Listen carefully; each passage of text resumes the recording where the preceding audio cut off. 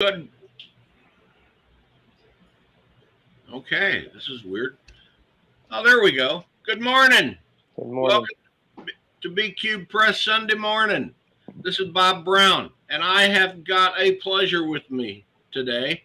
You guys all know by now that we're putting out a book called Alternative Holidays. Well, today we have got some of the authors of that book with us to help us just get into the mood and say, let's go. So, first of all, I'll just do it in the order that they're showing up on my screen, which is, um, God, this is, it is a weird morning, guys. Let me tell you that. But for the right now, we have Alex Schwartzman. Now, Alex, you submitted to us, I would say, one of the few reprints that made it into this book. And uh, also, immediately, as everybody went through and was reading, all the editors and the first readers was latched on to as somehow the best vision of this book. So your story is first. You want to tell us about it? Well, sure thing. First of all, I am a very lazy writer and I love reprints because they allow me to appear in really cool books like this without doing a lot of extra work. So I'm very glad that you guys enjoyed this story. And the story is called Dreidel of Dread, The Very Cthulhu Hanukkah. I wrote this in a sitting, and it started out as a title first. I quipped on Twitter that I should write the story as a joke, and then the title really stuck with me, and eventually I had to go and actually write it. And it's essentially a story that relies and lampoons the Christmas tropes, but instead of a Christmas story, it's a Hanukkah story, which there's really not very many of out there, at least not in the speculative field. The story, when I first originally wrote it, I actually had no idea where to submit such a weird beast. And I posted about it on Facebook, at which point Mike Resnick, who was alive and editing Galaxy's Edge at the time, immediately posted it on my thread and said, I want to see that. I want to read that. So I sent him the story, which was very short. And about 5 minutes later, he sent me an acceptance letter saying, I'm taking it for Galaxy's Edge. You're not submitting this anywhere else. So it appeared in Galaxy's Edge first and has been reprinted a bunch of cool places and in a few languages. So definitely one of the more successful stories, especially given how short it is. So I'm very excited to also have it in Alternative Holidays. Well, we're no more excited than we are to have you there. It's it's a fun book and a fun story you wrote there. Now, Marie, Hello. you wrote. Now, Marie, you've been with us before, and I have. We've talked about all kinds of weird things, but say that again. we've talked about a lot of weird things together, so that's been fun. But unlike probably, definitely your other guests and the, uh, contributors to this anthology, I'm I'm not an accomplished fiction writer, and I'm pretty amazed and definitely honored to be included in this anthology.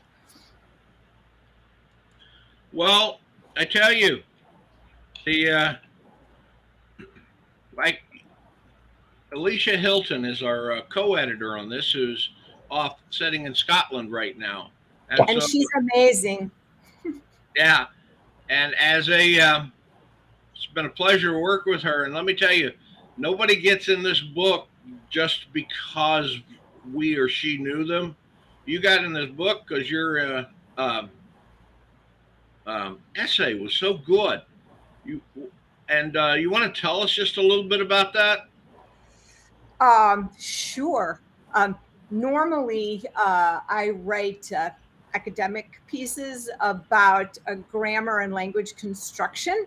S- Uh, and I have written some personal essays in the past, but I just randomly happened upon the brief for alternative holidays, and I thought, oh my gosh, I fit this. I actually have one story in my head, and this is it. This is my alternative holiday, and that's because my family, we invented our own holiday in response to some things that had happened in our life, and we just grabbed this holiday, and it became so important to us. In fact, it was just yesterday, 7/23 is Mojo Day in my family, and I wanted to write about that because our feeling is sometimes you don't need society and the world to tell you when to celebrate or to tell you what you should be happy about, or to tell you when to be happy, and you can invent those holidays and those celebrations yourself. And so that's what we did, and it was in response to the death of my husband in 2004. Well, actually, we invented the holiday earlier, but it became very, very important to us when Christmas became so difficult to celebrate as a family. And in July, we had a random holiday that we made up when my children were little based on the license plate of our car. And Mojo Day just became really, really important to us. And it's like our favorite holiday. We're celebrating it actually today, a day later, with my family. Yeah, having read about it, I realized I'm sitting there doing the final edits on Marie's story, sending it back to her, final form. Most of the paragraph breaks intact. The It's okay. the that it was on Mojo Day. I know. When we were writing about that back and forth to each other, it's like, does he know this is it? This is Mojo Day. Yes, it is fun. Now, everybody's story has to do with a unique holiday, or a made-up holiday. Robert, your story, you kind of hit you I won't say obscure holiday, but wasn't one I expected to see coming in. What was your holiday? Chinese New Year's. Yeah, which is one of my favorites for many reasons. I've celebrated it for years by enjoying delicious Chinese food at my favorite restaurants, and also I love the associated decorations and some of the traditions. I don't know a lot about the finer details of it, but I know I love it, and it was something that I felt compelled to write about. So I was glad to have an outlet for a story about this holiday, which has been so much loved by myself and my taste buds over the years.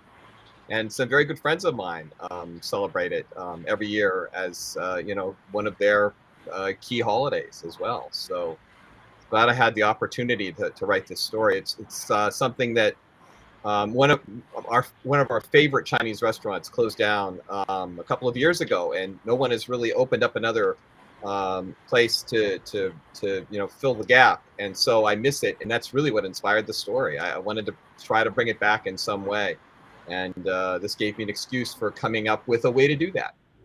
So the one thing I just have to say about it is that I loved about your story, and it's probably one of the big selling points, is so often people have this technology that they're using or introducing. Yours story had that technology, that high-end technology. It wasn't the story. Now let me ask you guys a story or a question here that will help you understand that. Who here has ever read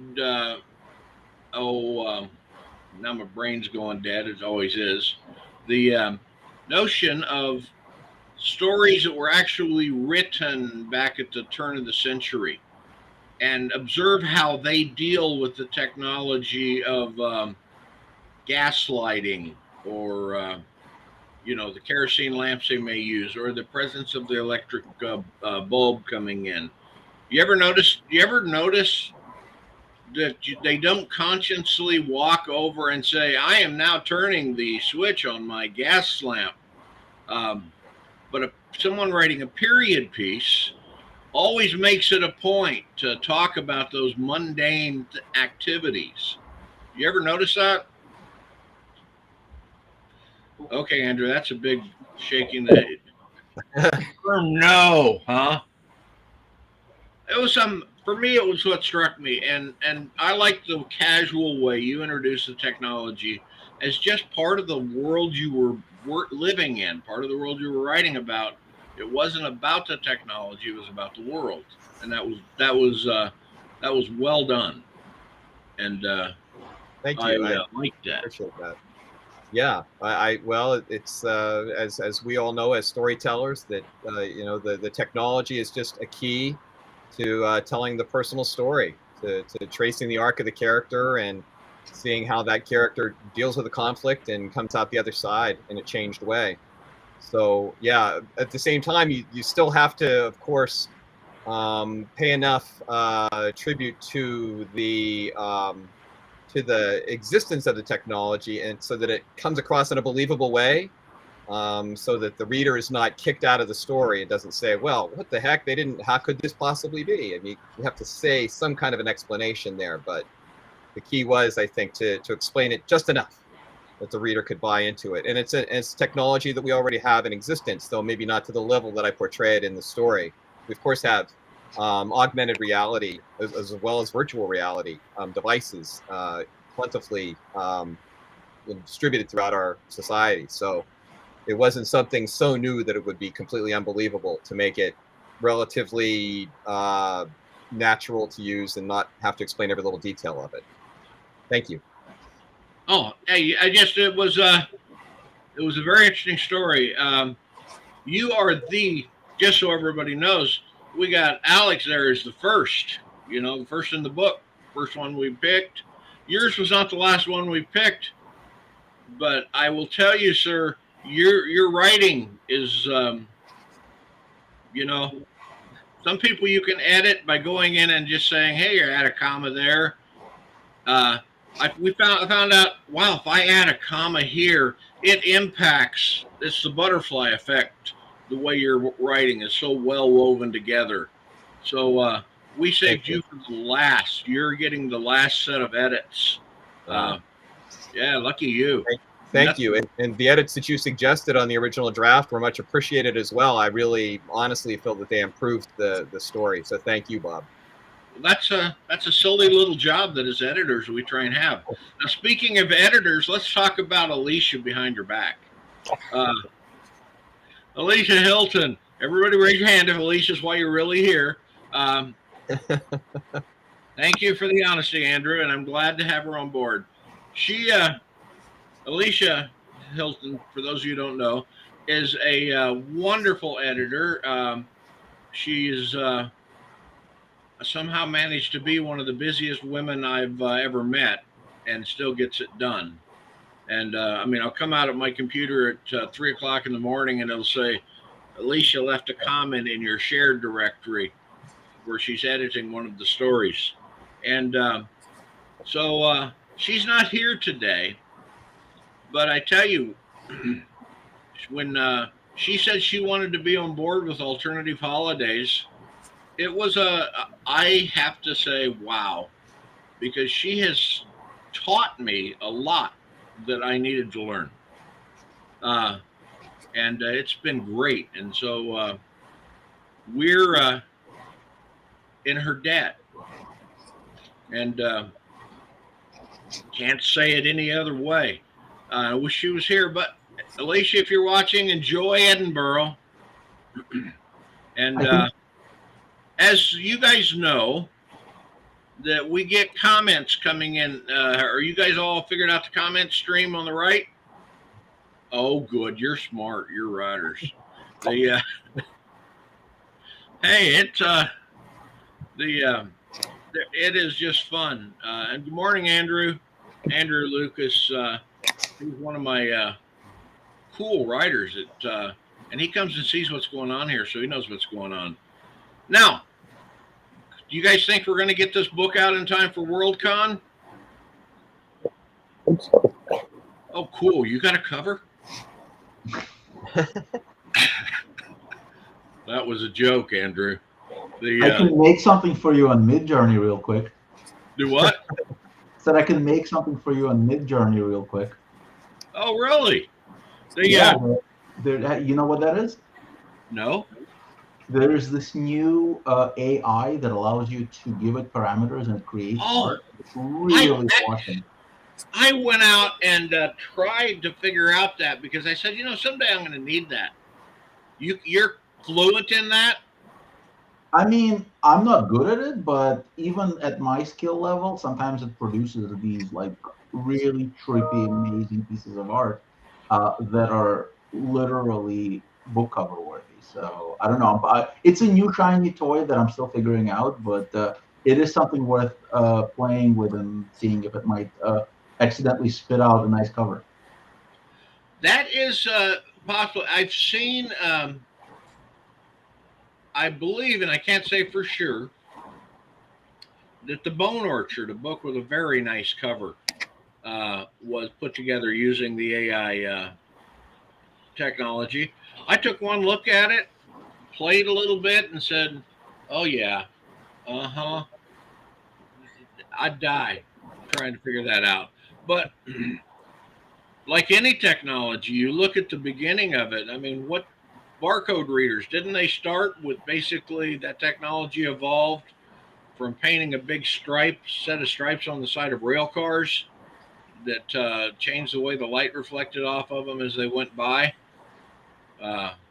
for inventorying and telling what rail cars were there. And today you've got the QR codes. So it's amazing. No, the story on the cover here, guys, is an interesting one. I had what I thought was a workable cover that we were going along with until, oops, I didn't.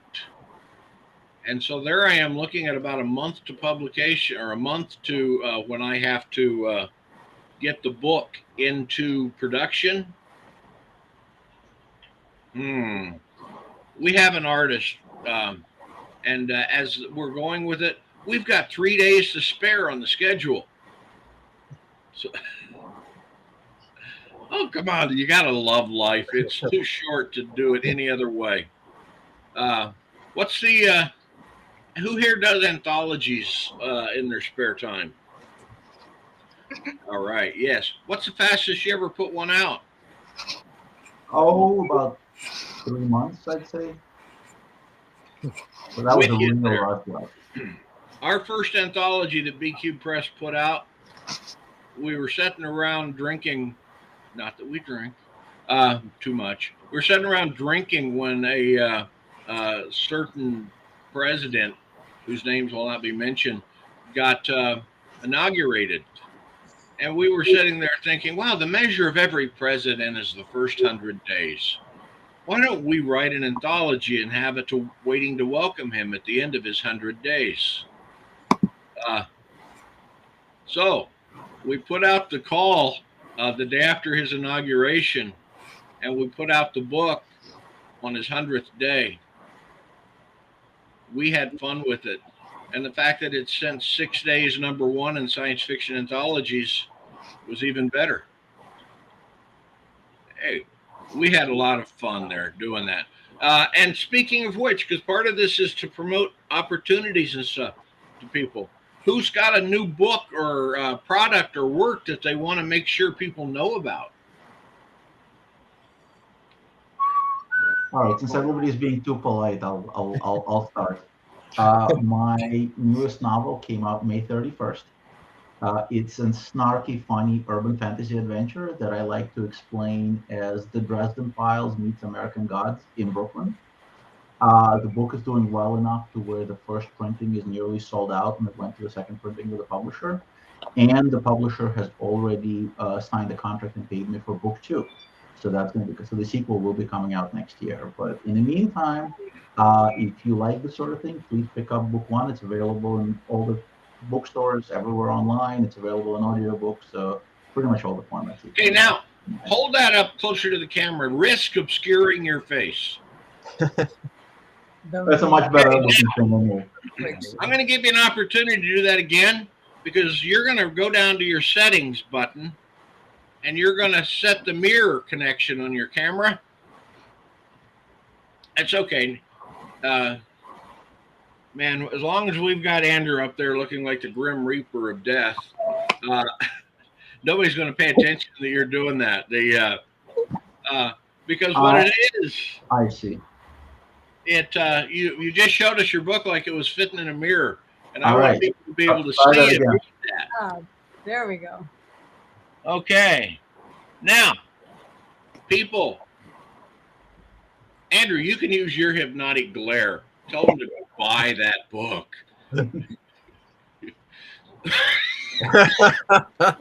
Here we go. We got it. Now, Marie, I saw that you had just put out a new music video. I did. That's what I do most of the time is write music and create videos and submit music to music supervisors for sync, that kind of stuff. That's really what I do most of the time. And you were speaking of books, and no one will be interested in this book. But as you know, I am shopping around a book I wrote on sentence level revision strategies for high schoolers, which is probably some of the most boring stuff that most people could read. But if you teach students how to write academic papers or whatever, then this is a really good book. But that's my writing project, because that's normally what I write is grammar and revision and that type of writing. But yes, thank you for mentioning the video. My composition, my partner and I, my music writing partner and I have a group called Zilliox, Zilliox, and we regularly produce a lot of stuff for our YouTube channel. Well, you made me laugh here, by the way. Describe again what your book's about in a couple of sentences there. Okay. All right. Now, if I were to describe this to you, so you would that book that you adore, the 10% Solution. Well, no, I was just meaning that you're sitting here in a right, but you know that book, that this is like that book on steroids. Well, what I'm meaning is you just broke out a plate of hamburger in a room full of hungry dogs. This is a group of people that would appreciate the concept of that book you're writing. You have in you. Well, it's not to make students writing, sing or to reach their inner author necessarily, but to understand these strategies will definitely help you be able to manipulate your language in a way that fiction writers do. But basically, it's for people writing research or essays who need to communicate clearly and precisely as possible. And it's all about, what do you look for in your sentences, in your first draft? Where are the revision indicators? What do you look for that give you a sense that for clarity and precision, this needs to be revised? And then it also provides revision strategies for what you should do to revise these sentences so they are more clear, so they are more precise. And it all has to do with your readers, the way people read and the way people understand written text. Hey, you had me at revision indicators. I know, because you like that. You're sitting, like you say, you're sitting in here a room full of people that are in the back of their mind there are secondary conversations going on right now, thinking about what you said.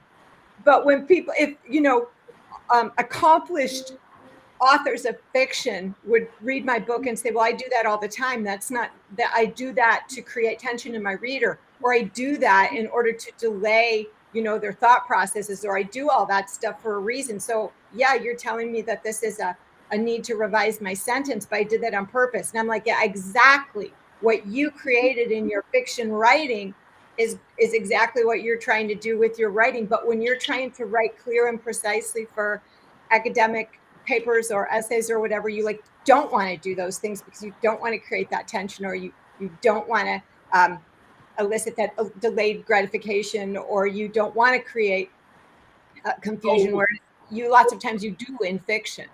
It's the Well, same. we look forward to seeing that Yeah, when you get there. Now, silly question. You guys are all successful writers in one way or another. Is there a book on the writing editing process that I'm sorry, I had to look down. Our artist, cover artist, just sent me a note about what his PayPal address is. So you know how it is. If I don't get a book cover, I make one, and you guys don't want to see one of my book covers. But anyway, I'm going to ask the question there. Everybody kind of has their favorite book that said, wow, when it comes to self-editing, working on my stuff, this is the best book I ever found. And so Marie was describing that one that she thinks that, not thinks, Marie doesn't think anything. She does things. She takes the notion and pounds it into submission. So, and that's probably why all of you are here. But does any of you have your own favorite version of that you'd be willing to share with the people that are watching us? Well, there's one book, not necessarily about teaching you editing, but it's always helpful, and that's just Art and Fear. That's a good book for writers and poets. Say the name of the book again. Art and Fear. Out of Tears. No, Art and Fear. Oh, I'm sorry. I That's have the blessing of having spent 20 years or a fair number of years in the Navy's shipyards and engine rooms, and while I wouldn't pass the experience up for anything, I would have wore better hearing protection if it had been available. Yeah, Bob, I've worked for 40 years around punch presses, and the sound of compressed air gets to you. So that's always fun. 40 years. Okay, this is bad. 40 years around what? Punch presses. Oh, presses. Yeah, that gets you. So what about you, Alex? Was there a book that kind of, when you read it, you said, oh, that's how I'm going to master the art of self-editing. That's what's going to help me get better. No, I'm going to voice an unpopular opinion here that most writing books and most self-help books for writers are not very effective because they treat it as this precious art thing instead of treating it as a craft. I would say that if you're going to read books on writing, read books on script writing, because those guys actually aren't precious about it, and they understand that in addition to the art that is obviously there but can't easily be taught, there are also craft elements that can be taught, and they focus on those. So a good entry point would be Save the Cat, which is a very well-known, if controversial, book on script writing. Some people swear by it. Some people think it's absolutely terrible. I recommend that you read and decide for yourself. However, in terms of editing and in terms of revising your text, my recommendation is to read Slush. Sign up with a magazine that you like, sign up with an anthologist that needs help, and volunteer to read submissions for them for a brief time. Not only will it get you a lot more confident about your own writing, because you'll know that for a fact that whatever you submit to any editor will not have been the worst thing they read that day, but you will also learn to identify very obvious and recurring problems in other people's work. And you may not immediately see them in your own work, but after thinking about it critically for a bit, you will go, hey, wait a minute, I'm doing that too. And then you'll go and you'll fix it in yours. Can I jump on Alex? I think that is like so wise, because the only reason I figured out what I feel like I know is 20 years of grading thousands and thousands of middle school and high school essays and research papers. And it was after reading all of those that I figured out exactly what you're saying. You can see it in others. You're like, okay, but how do I communicate to them how you fix this? How do I explain what the problem is? And then how do I explain to them how to fix it? But yeah, I think you're absolutely dead on with that, Alex. Yeah, the before I started editing, I ran a writers group for 20 years. Literally 20 years every week. But you are right in that and if you're going for practical, even since I started doing this, reading the stories in the slush pile, the submissions, it's like you start to recognize certain patterns, or in the first sentence of the book, when John Worthington got up that morning out of his bed, it's like, okay, yeah, this story's not going anywhere. You just learn to recognize it. But now, Robert. Yeah. What about your thoughts on that? Well, to follow on with something Alex pointed out, I also have another good recommendation for a book specifically related to script writing or screenwriting, and that's Screenplay by Sid Field, which is also an excellent book for learning that craft and also learning the craft of writing in general. So I think that's really good advice that he gave us. And for a great book on writing, though not at an entry level necessarily, but I've always loved On Writing by Stephen King. I thought that was an excellent book as far as depicting the process, which, as we know, can be somewhat ephemeral and somewhat difficult to teach as well as to learn. The process of crafting a story, creating it from whole cloth, from nothing, and how to develop it, and how to follow a plan without overly planning it, how to write into the dark somewhat, so not necessarily creating a detailed outline of every single step that you plan for in your story or your book, but following a general plan and then sort of filling in the gaps, letting your imagination dream the piece. And I think that's an excellent book. I highly recommend that. But I agree, it can be a little tricky, especially at our level. I don't think it's always in our best interests to overanalyze. I think it's good once you reach a certain level of expertise. Granted, you have to get to that point, but I think it's good to sort of go into a Zen state, a Zen-like frame of mind when you sit at the keyboard and just sort of let it flow, and not to overanalyze. And then leave the dirty work to folks like Bob to clean up later, because things do slip through from time to time. But yeah, I think Screenplay by Sid Field and On Writing by Stephen King are good recommendations. I would go with, because Robert, I tell you what, now this is going to sound terrible to the book lovers amongst you.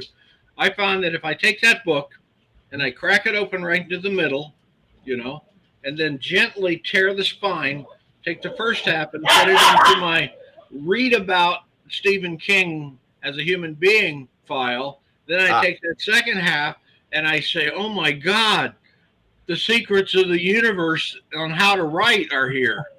I got there because I tell you, that is what I consider one of the two greatest books on how to help yourself write and self-edit.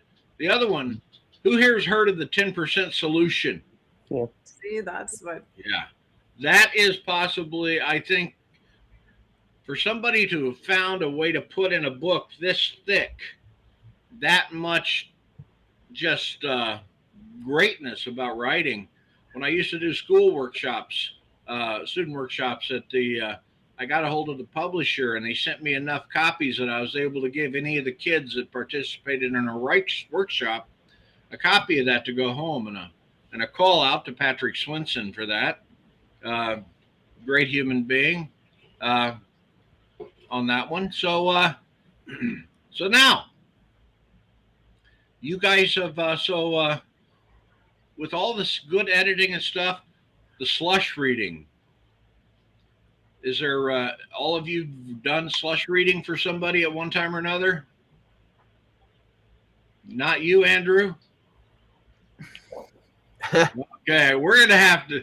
I got you down, Andrew. You're my sphinx, and you may not dig the visuals that we get here, but behind you you have two uh, things that are kind of slanted like that, Yeah. and it really just frames you perfectly in this setup. You've probably given work to that, but I also have bagpipes in my neck. ah, the sometimes it's always good when we do this is to see what the comments are out there. And it would seem like Andrew Lucas is running himself a nice con panel off to the side here. I like watching the readers' comments as they flow through. The you guys you're lucky it's not 2 weeks from now. The every the last Sunday of every month we get a fellow named Jim Wright, who's a blogger and a hell of a writer, old Navy SEAL kind of guy, and David Gerald, who wrote Hella. And I don't think how many here know David? Okay, so you can imagine you put two of the most opinionated people on the face of the earth in a room, and let them this is a guy. Jim Wright's a guy that I can watch him leave David Gerald just kind of sitting there watching the screen for a while. He's that opinionated, but then again, he writes about Florida rednecks. It's great. They're on next week. Watching the it's kind of fun. I got to plug next week's show, guys. So now, Andrew, the one thing that I have to got me is you wrote us a poem. Yeah. Now, are you a poet? Apparently. What? Apparently. Yes. I mean, I didn't know. Is that meaning? Let me rephrase that, because obviously you're a poet. I'm sending you an enormous sum of money for this. Oh wait, no, you haven't read the contract yet. No, I'm not. But this is small press, guys. But you wrote is poetry your primary strength? Is that what you primarily do? Not originally, but I spent about 5 years working on a book, which is a series of poems that tell a story. So it's the American epic. It takes place in World War One, but it has some obscure fantasy elements in it. Yeah, we put in. I don't know. You say you Alex. You said you did some anthologies. Did you use poetry? No, I know nothing about poetry. Every time somebody suggested that they should submit poetry to me, I told them to send it to somebody who understands it. You let not knowing something stop you from doing it? My God, get out of the industry. Bye. Yeah, I will tell you, remember I mentioned that first anthology? I had never, my Phyllis Irene Radford, one of, she writes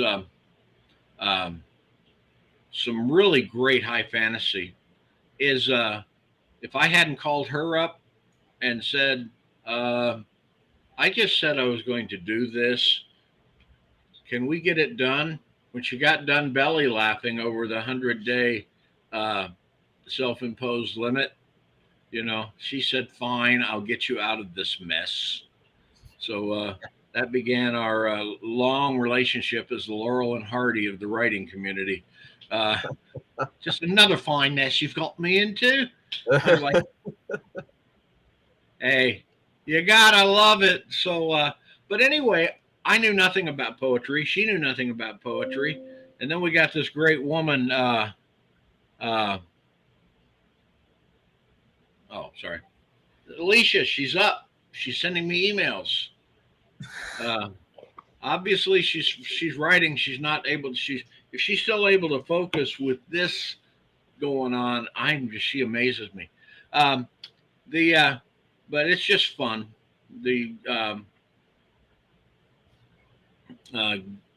Finding out new things. learning new skills. So we got this poem from Gwendon Alexander, and Phil said, "Is it any good?"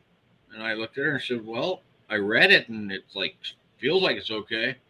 Okay, so we started becoming poetry publishers too.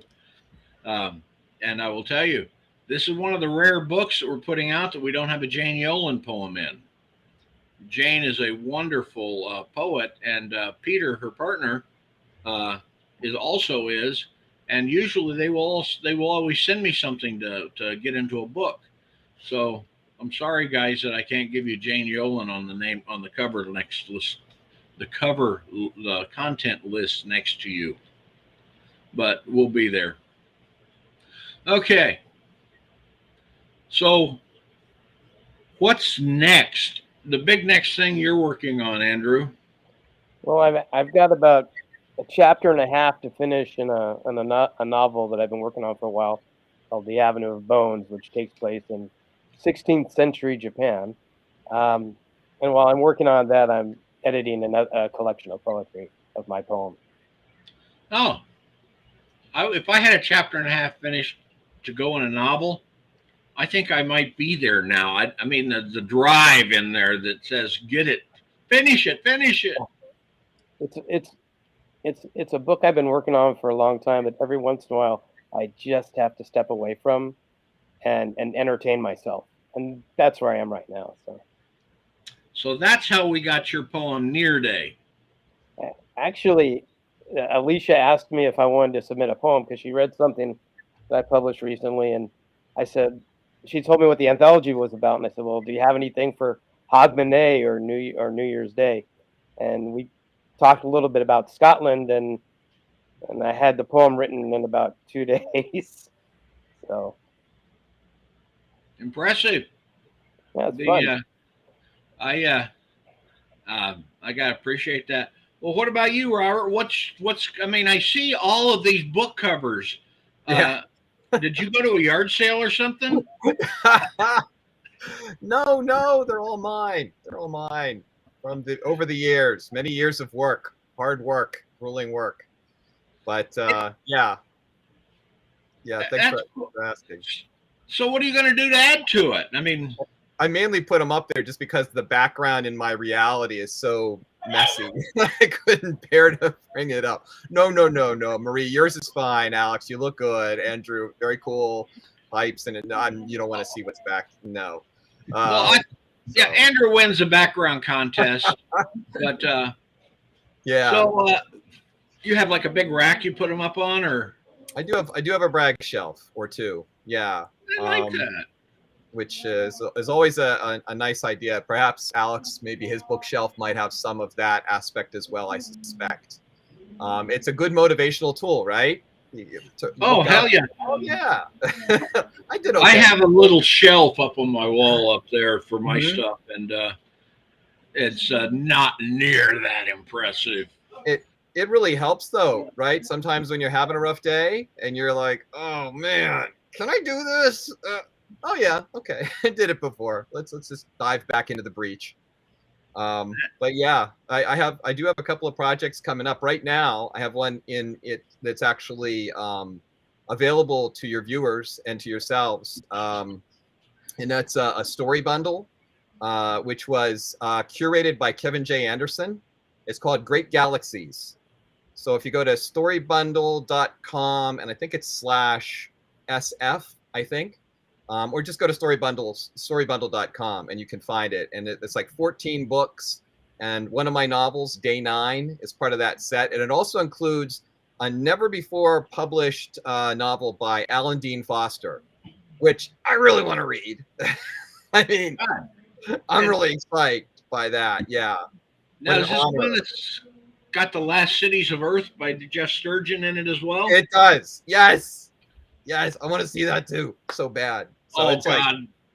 Like, just as this book that you've put together, Bob, I can't wait to read as well. I mean, I really want to read everything that you guys have been talking about. Mojo Date sounds great. Andrew's poem sounds wonderful, and like the Dreidel of Death, I'm really jazzed. I got to admit, Alex, I want to read that really badly. It's my kind of story, but just as that's my kind of book, this is my kind of Story Bundle. So it's on sale now through August 10th. And if you're familiar with Story Bundle at all, you know it's a really great organization, and they give some money to charity, and a great group of people involved. So that's my current project. And I have another one coming out July 27th. I have a novel in a past crimes story bundle that's curated by Dean Wesley Smith.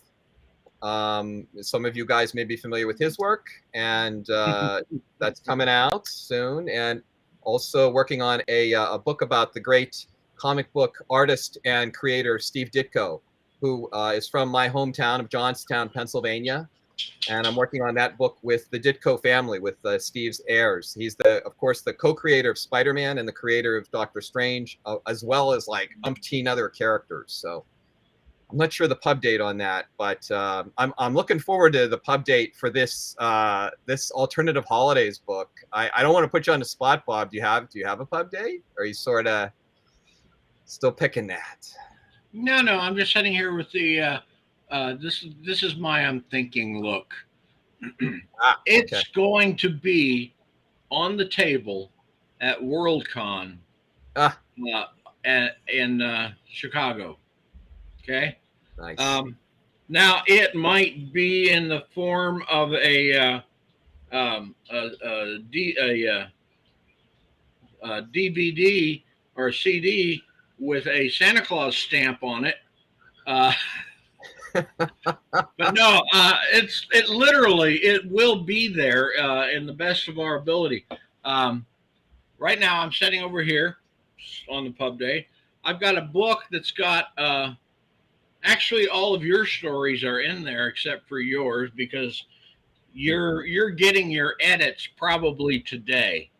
And Robert, I just want to tell you how much I admire your work and how much I think of you as a human being, and looking at that wall of books that I'm Thank sorry.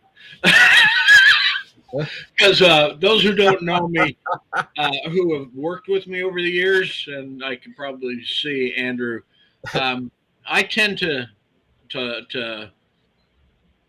feel like, well, I don't mind giving them editorial suggestions. So I do. Marie and I survived the great paragraph break discussion of Mojo Day 2022. But it's all fun. So I had made all the edits on your stuff, and I looked at this and I said, you know what? Marie, check these over. I mean, no. Alicia, would you please check these over, because I don't want to offend somebody like this guy here. You know, he might throw a rack of books at me. But of course not. I can accept editorial suggestion. No worries. Oh, good. I will consider it. Well, what I like is when you can offer editorial suggestions to a writer, and not once in the editing do you ever find yourself deviating from the vision of the writer, of the story they told. You're just saying, hey, have you considered blah, blah. But when you're all said and done, everything still flows from point A to point B and goes through all of the hoops in between. It's like, sometimes I never can figure out how you can do that kind of stuff without feeling like you're changing more. But anyway, wonderful story, I tell you. Thank you. Yeah, and course, I look forward to your input. well, I like how you led me into that. You're like, you're such a great writer. I really appreciate you. And then you're like, by the way, get ready for the bloodbath, my did friend. I tell you I have 10 brothers and sisters? You know, I mean, at our house, if we ever did have fried chicken, if you got the last piece, you got it and forks in the back of your hand. It's a fun world. Well, that's part of the career, right? Of all of us here, as pro writers. You got the thick skin, man. We can take it. Yeah, bring it. It is a great time. But yeah, did I make you forget about the release date thing?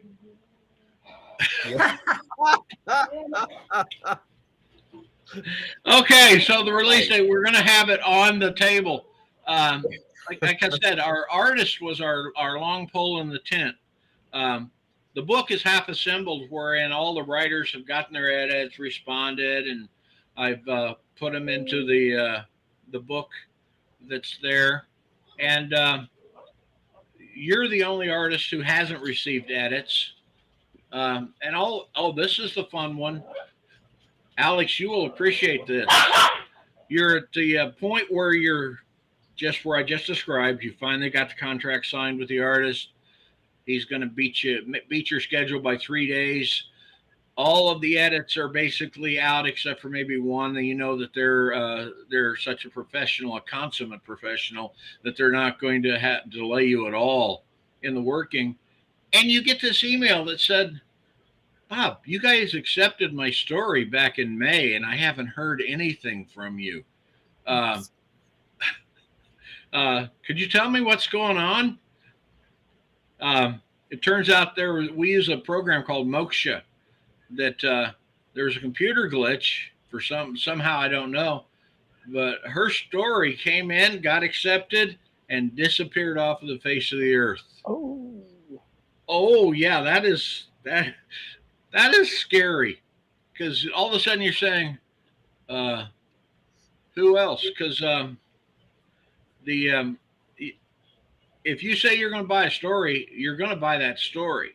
And if that means you're staying up till midnight 3 nights in a row, which could explain my sleeping in this morning, to get that file ready to make the cut, you're going to do it, because, man, what you say you're going to do is what you got to do. So we are there. So now, oh my God, the time, it got away. So starting here, you've got your last minute and a half per person. Tell me what you want people walk away from this remembering about having the opportunity to see you on screen. You want to start it there, Marie? Oh, okay. You're the extrovert. You're going to give us all. You got it right on the tip of your tongue. I know. I would like to say, if there are people out there who want to write but are afraid to, just stop being afraid to and just write, and don't worry about what other people think, or will I ever get published, or whatever. If you're a writer, just write. And you probably don't even really need to say that, because the people who are writers can't breathe without writing. So I think that that's all. And, as a person who does music and does other things and all, it's like, whatever your passion is, just go for it. Cool. Hey, and Cheyenne says, hey. I love Cheyenne. Cheyenne's my daughter. Used to be run the press, the podcast, until I figured it out. Marie was, as mentioned to you guys, she was her English teacher. Just a fun world. Yeah, she's going in to get her ankle fixed. Good. About time. She's going to be 6 weeks in a cast. Ooh. Yeah. But I told her dad's retired, got nothing to do in his spare time. I'll be over to help. But now, Andrew, do you have anything that you want to? How do you want to spend your last minute and a half looking into the face of America? You will buy Alex's book. I like it. I like it. Very good. Anything else? Yeah, I'm like everyone else. I'm really looking forward to seeing the entire anthology that will be out on the desk at Worldcon. And I want to say thank you, Bob, for inviting me. This is fun. Okay, yeah, but here, let me set you guys' mind at ease. I'm figuring that next week we're going to do what those who deal with me. Not every publisher does it. But I always send out a version check because I'm so disorganized. And that's the one that says, oh, did I get the right story version? I mean, none of you guys have been through any serious revision cycles. but some of the stories have been through like 5 revision cycles. I tell you, Alicia's a professional, and she gets that stuff in there. And so I always send out the version check, says, did I put the right version of your story in the book?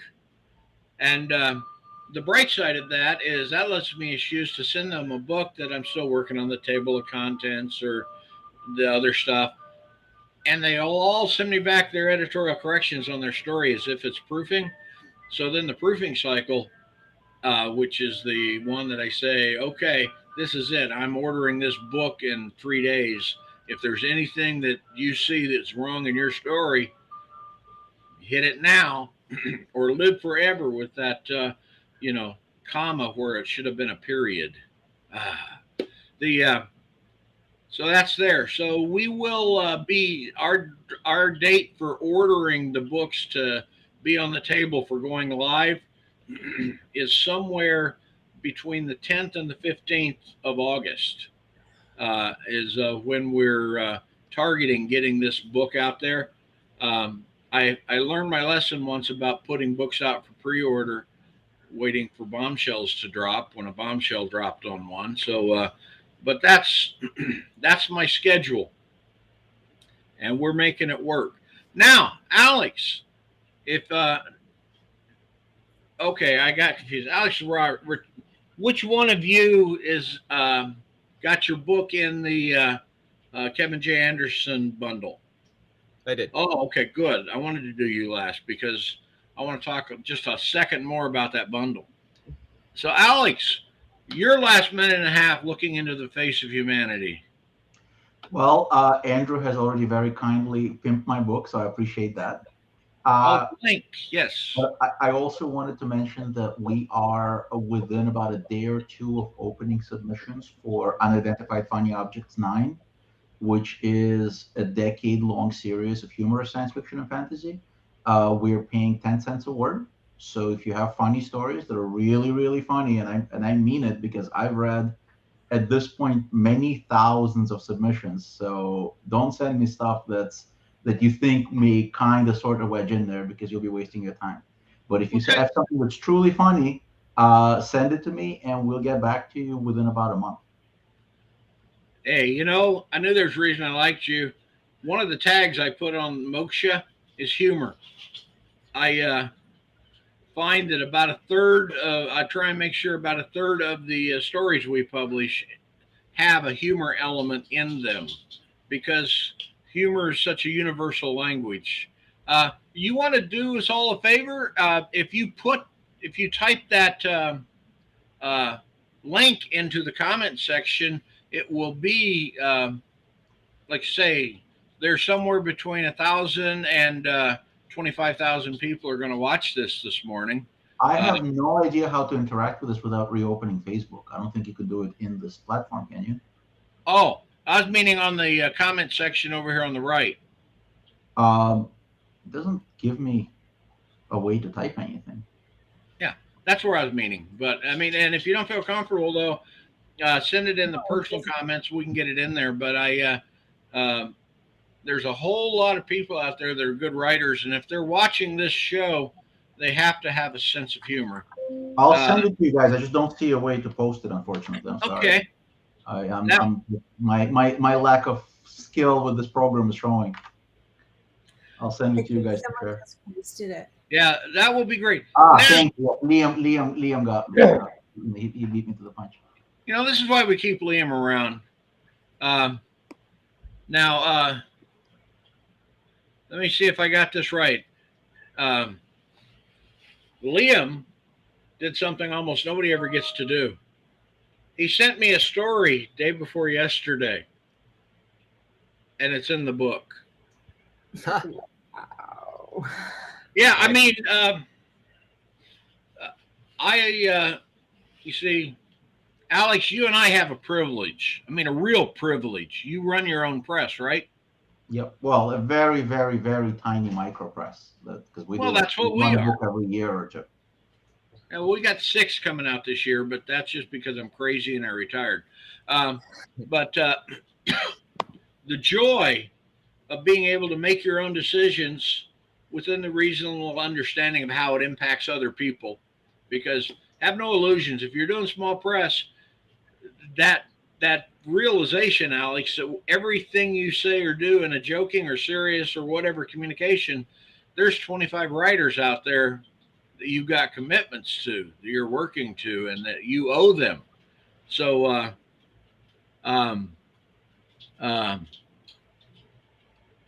it's just, it's so fun to do, but gosh, it is fraught with obligation. Now, and thank you for doing it. Because I got when I wrote for public radio, they called me a young David Barry for my commentary, and it was like, sheesh. I mean, I didn't know I was ever young, but Robert, tell me again about this bundle, because Liam put but I got a funny feeling that I should send Kevin an email, say, Kevin, come on and talk about your bundle, because just based on the books that are in it, Yeah. I've had 2 shows dedicated just to promoting Jeff Sturgeon's Cities of Earth, because he's got such great work in there. It's phenomenal. But Yeah. and what's your role in this again?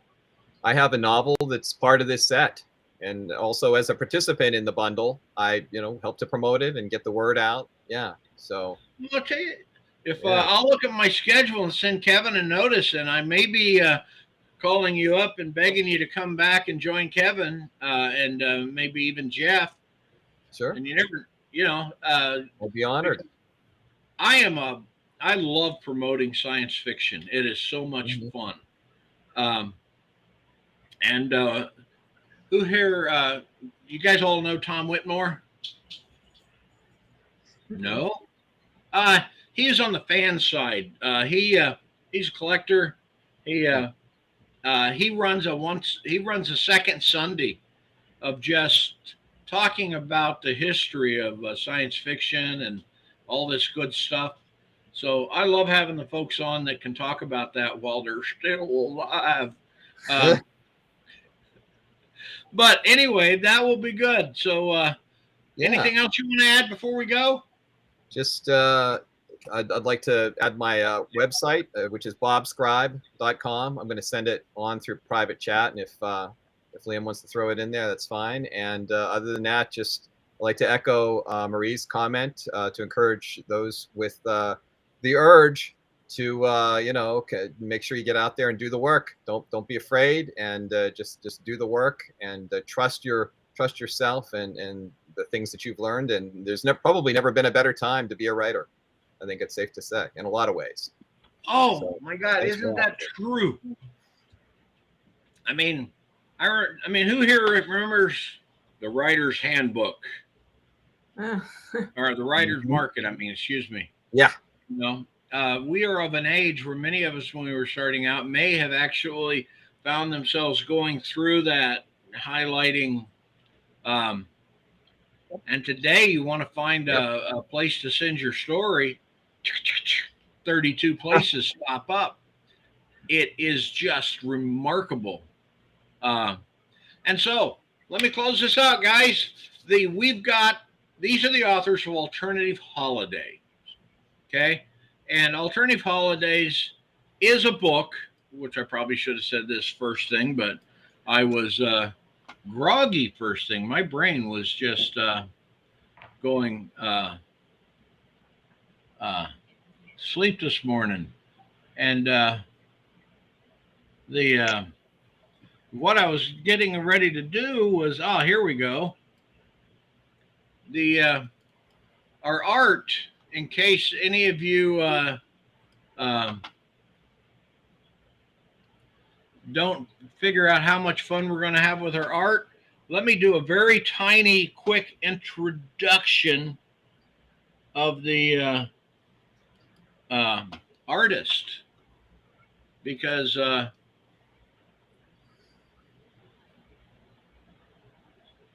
can you guys see the artist? I take it, was that a yes or a no? No. No. Oh, okay. Cool.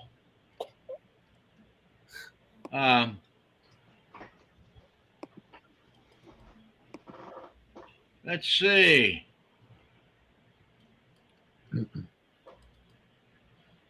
I haven't done this on this program yet, but the artist's name is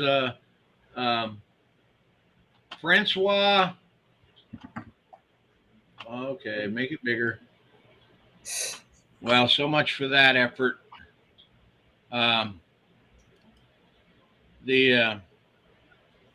if I can stop. Anyway, we got an artist. Their name is they're wonderful art. I was trying to figure out how to share it. This isn't Zoom. This is Restream. So damned if I can figure that one out. But the book is Alternative Holidays, and it is a stories about some of the alternative notions of holidays as stuff that B Cubed is prone to do, taking other new looks at different things. So that said, I am going to. I've lost my screen because I tried to share in the middle of a conversation. So I know you're still there, but thank you all. And just be aware of something. We're still live, because oh, there we go. I can't get to the computer screen that. Well, there you go. God. Okay, Alex, maybe you could host this or ask the questions or whatever. Well, I know he's not here anymore, but gosh, I just appreciate what Bob does. He is amazing, amazing person. I love his press. I love how welcoming and generous he is to authors. And I guess we're on our own to say goodbye. It was super nice meeting you. I can't wait to read all your stuff. And Andrew, I have to say, I am like really looking forward to your poem because it's over 2,000. Wow. Hey guys. I read a lot of lengthy poetry. So I'm really excited about that. So that'll be like the first thing I go to. Sorry, guys. But yeah, I'm looking forward to your poem for sure. Oh, so you guys were able to see the art? No. We just started talking. But the art never appeared in your stead. Well, the artist's name is Francois Villancourt. Okay, that's what I'm looking for. Why don't you throw it up as an image into the chat if you can? Yeah. So anyway, they are a great artist. They do a lot of good stuff, and we're looking forward to them. They've done work for Stephen King.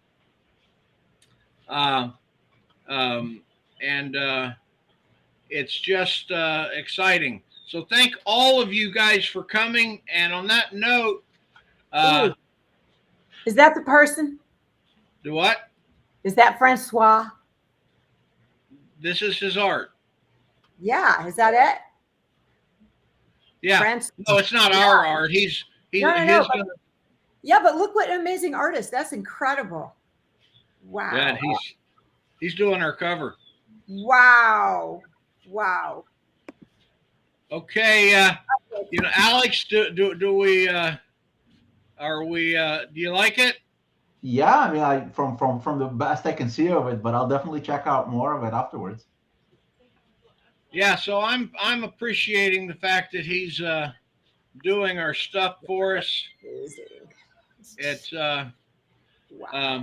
I just wanted to give you guys a preview. I have no idea what he's coming up with, but it's going to be epic, as I can figure. Man, when I went away, they rearranged my whole window. Okay, so I'm glad you guys were not there to hear the words that came out of my mouth when I saw everything disappear. But remember, if you're not living fun, you're not living, man. You know, just enjoy. So that said, thank you guys all. And hold on for a second.